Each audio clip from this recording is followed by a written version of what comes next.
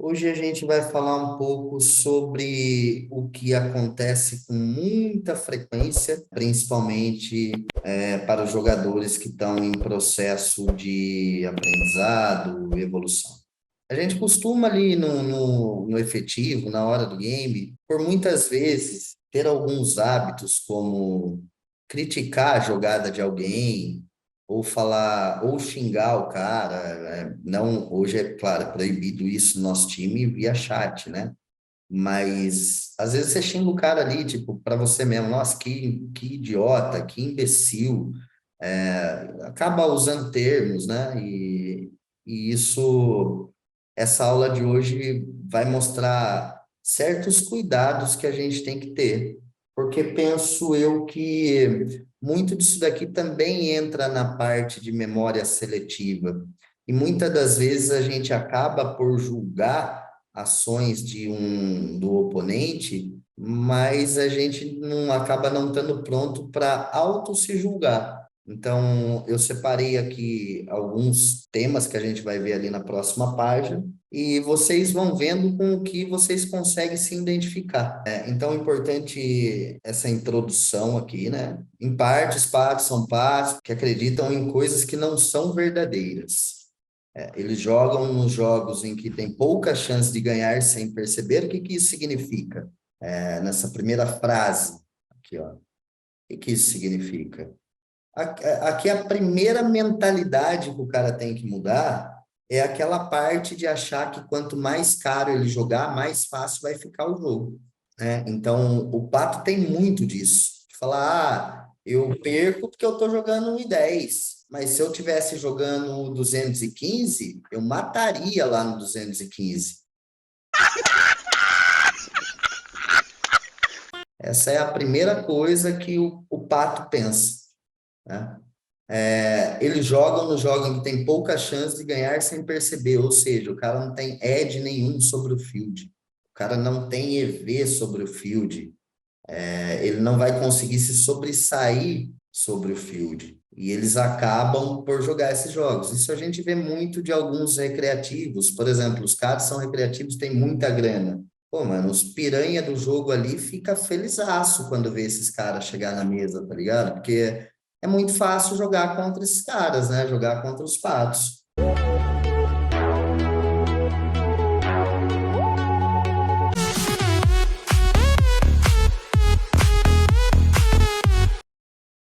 Enfim, no resumo, eles jogam mal e acreditam que jogam muito bem.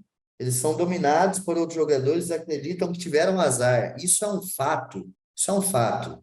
Isso é uma coisa que quando o cara tem a mentalidade recreativa, é sempre isso daqui. Ah, esse cara ganhou por sorte. Eles pensam que o seu jogo não precisa de evolução e até mesmo se precisasse, não teriam a menor ideia de por onde começar.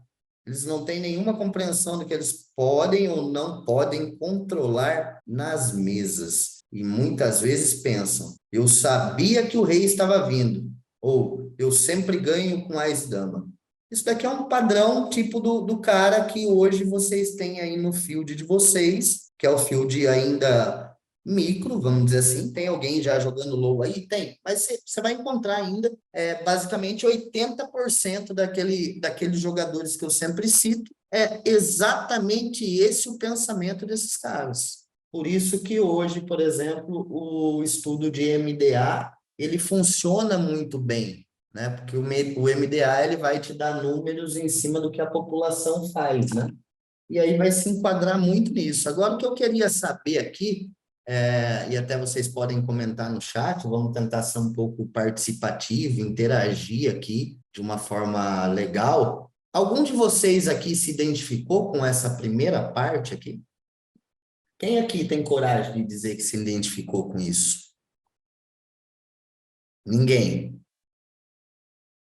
Vai, fala a Ó, eu me verdade. identifiquei mais com a Fala a parte verdade, mano. de ficar reclamando dos caras jogando mal, sendo que Sim. eu tô ganhando dinheiro deles, né? Sim, sim. Eu gosto da realidade, sabe? Eu, com mais de 10 anos de profissional de poker, quando comecei a estudar sobre isso daqui para poder formular as minhas aulas, eu tive vários choques de realidade. E aí eu tô aqui com 21 players, que a maior parte deles é iniciante, e ninguém se identificou com isso daqui. Antes de entrar pro time, eu era assim, Rafa. Ok. E a galera nova que chegou agora pro time aí? Quem é esse aí? Ainda se identifica com isso daqui?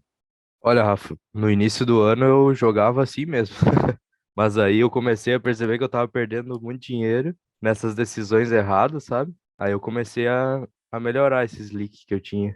Hum, Principalmente Ás e Dama, eu continuava apostando sem sentido nenhum, sabe? Um bordo com a textura que não encaixava nada. ok. Bacana. Eu acho que um ponto de partida nosso aqui, muito importante para você conseguir dar o seu próximo passo, sempre vai ser reconhecer os seus leaks. E hoje a gente está falando de parte mental, e eu sei que, principalmente para a galera que tem pouca experiência ainda como profissional, se joga, faz muitas ações ali nos torneios mais baratos, o torneio que não é o topo da grade dele do dia, acaba modificando o próprio jogo por ter muito de falar assim, ah, esse cara pensa dessa forma. E aí, onde entra isso? Você acaba sendo um desses caras sem perceber, porque você passa a inventar jogadas na sua cabeça que estão completamente fora do que você efetivamente está estudando e aprendendo, porque você quer, de alguma maneira, tornar explorativo esse jogo baseado no field que 80% age desta maneira aqui. E Ô, isso é Rafa, um erro grave. Oi. começa a menosprezar o field, né? Exatamente. Você sempre menospreza o seu adversário, pode perceber. Você é sempre melhor do que ele. Quando acontece que ele puxa a mão, independente da jogada que ele fez, por diversas vezes vai falar: como que pode um cara desse estar ganhando no jogo? Como é que pode um cara desse fazer uma coisa dessa e ter a sorte de puxar essa mão? E aí vem um pensamento muito importante para o seu mindset, que o pensamento é: você não deve se preocupar com coisas que você não pode controlar. Você pode controlar as ações do seu oponente? Não. Não podemos. Não podemos. Então, quando no poker eu cito muito a frase, principalmente para a parte mental, se preocupe apenas com as coisas que você pode controlar. O que você deveria estar efetivamente fazendo em um jogo contra um pato? Tentando da melhor forma possível ter o máximo de anotações dele, tentando de todas as formas não ficar inventando coisas para cima desse cara, achando que você, inventando coisas, vai conseguir ganhar a ficha dele. E um outro pensamento, um resumo dessa primeira parte aqui vocês acham que vale a pena, por exemplo, você pegar um estudo que você fez legal lá de Triple Barrel Bluff e aplicar para cima de um cara que pensa o jogo dessa forma aqui? Não, não vale a pena. Não vale a pena, né? Por quê? Porque também a gente tem que lembrar que, principalmente aquela parte dos jogadores por região, nem gosto muito de citar disso, mas é uma realidade, assim, jogadores brasileiros, jogadores russos e chineses, eles são caçadores de blefe. E a gente tem que usar isso ao nosso favor. De que forma? Você não pode levelar com um cara desse. Você não pode querer inventar jogadas para cima desse cara para fazer ele foldar a mão dele a qualquer custo, porque ele não vai foldar. Então, fica a dica. Subir o seu EV por muitas vezes vai ser fazer ao contrário do que você está imaginando naquele momento fazer. Ah, eu vou mandar 3 barril para cima desse cara porque ele não vai aguentar as 3. Pô, já sei que se o cara acertou o top pair, acabou, mano. Ele vai pagar tudo. Vai pagar tudo suas fichas, vai pagar todos os boletos vencidos que você colocar lá no River, vai pagar tudo. Mesmo que ele tiver ali um áudio que ele gravou falando para ele, folda, folda, folda, folda. Ele fica cego, ele não escuta mais nada, ele tem top pair, ele vai te pagar até o final. Então, qual a melhor estratégia quando um cara desse? A gente tem que jogar o poker ao contrário contra um cara desse. Patos, nesse caso, geralmente eles não sabem reagir contra C-bet flop. Ali você já sabe se o cara tem alguma coisa ou não. E aí entra a parte do range percebido, ok? Não tem valor, cara, não inventa moda, não tente fazer esse cara foldar a qualquer custo. Não tente. Vai dar muito errado. Agora, quando você tem valor contra um cara desse, pode faz ali size baixinha flop. Sentiu que é aquele cara que tem o apego do segundo par, que ele tem o apego porque ele vai pagar até o river para acertar mais um par, ou ele tem um par na mão e ele acredita que ele vai trincar turn river e ele não vai foldar, bomba, filho. É o cara que não folda.